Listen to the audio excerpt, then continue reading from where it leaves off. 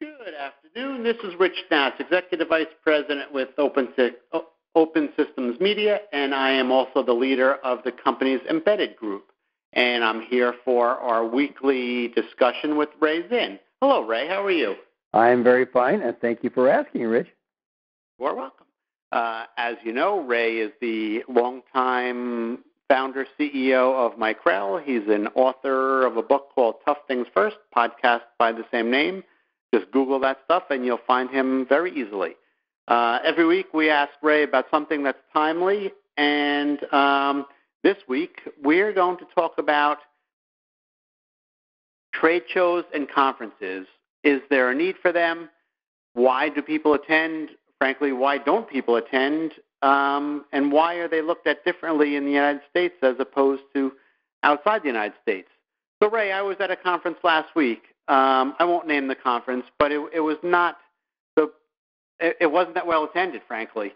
And the content was really good. The speakers that they had at the event were experts in their field, and I know that people need this information.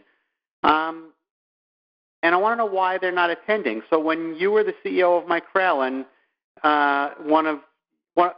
somebody in the engineering department said, "Hey, this is a conference they need to attend. It's $2,000 for me to attend, and that does not include the travel." So you add on another, if he has to fly somewhere, it's another $1,500, and with meals and everything, you're looking at somewhere like $4,000 to send a guy away for 3 days to a conference. What's your view on that? Is that time and money well spent?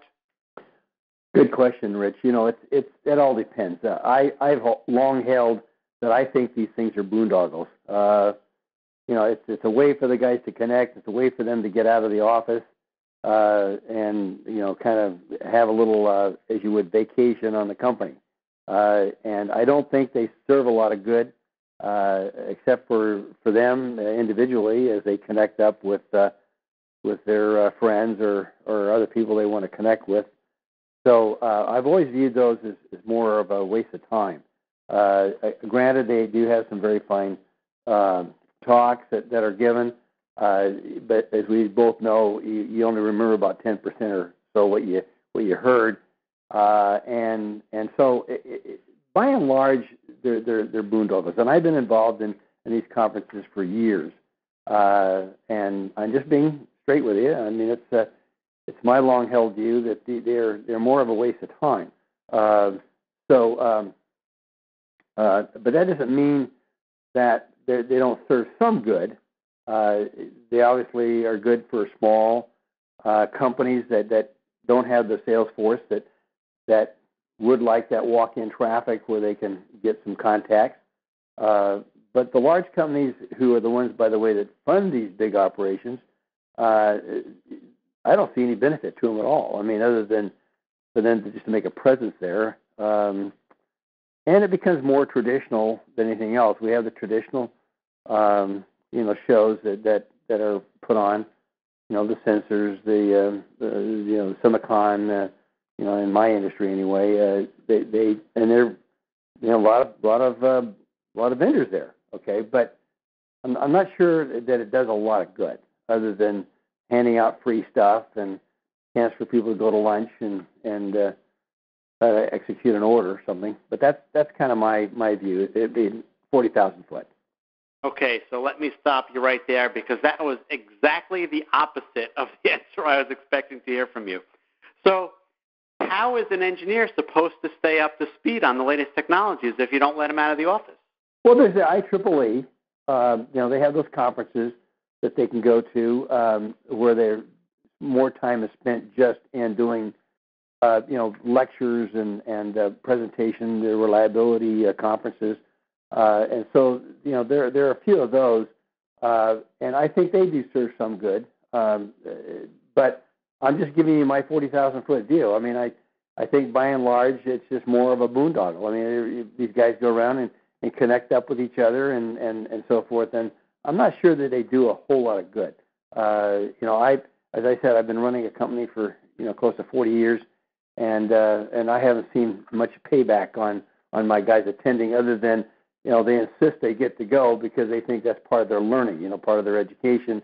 And so I kind of put up with it. But you're asking the CEO of the company, kind of how I view them. Yep, and that's certainly what I want. Okay, so there are a lot of people who share your opinion, and I guess, judging by the attendance of the event that I was at, that was the prevailing thought. However, when you go outside the U.S. to some of these events, take Embedded World, a perfect example. It is packed there, and it's packed because of the philosophy, at least in my opinion, the philosophy behind it and the thinking in that some of these engineering companies shut down for the day, and they make it mandatory for the engineers to attend. Why is the thinking differently? Is it different outside the U.S., especially in Germany? Well, if you look at the philosophy, those countries tend to rely on input from the U.S.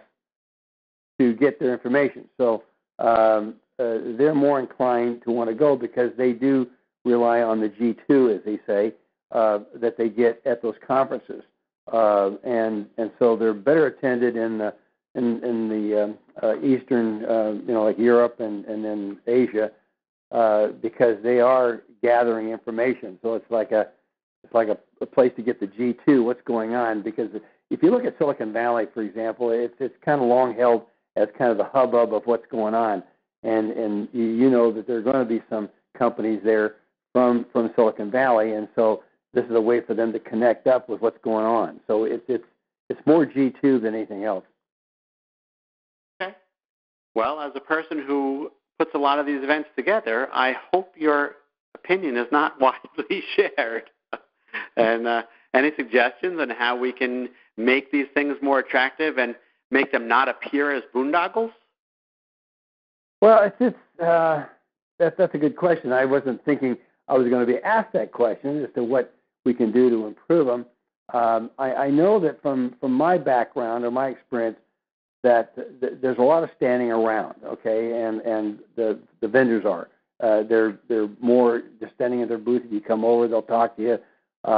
They're more than happy to demonstrate the product. If you note that probably a good third of the people that attend those conferences don't have a job, meaning they're unemployed. So they're looking for connections. They're trying to find, where can they go to work. And so a lot of it's just that networking that they do. The other probably 10 or 15% are bankers and media people that are there just gathering information also so that they can publish that information. So, you only got probably half of the people that are there are legitimate there anyway, that would benefit or could benefit from the information that's being disseminated at the conference. Okay. That is your opinion. You are entitled to it, but I do not agree with it. But I think we're out of time for this week's segment, Ray. This was very thought-provoking, and I'd like to hear from the audience what their opinion is, if they think these things are boondoggles or if they're really valuable. So thank you very much, Ray. I appreciate your time. You're welcome. So tune in next week when we tackle the next subject. Have a great day, everybody.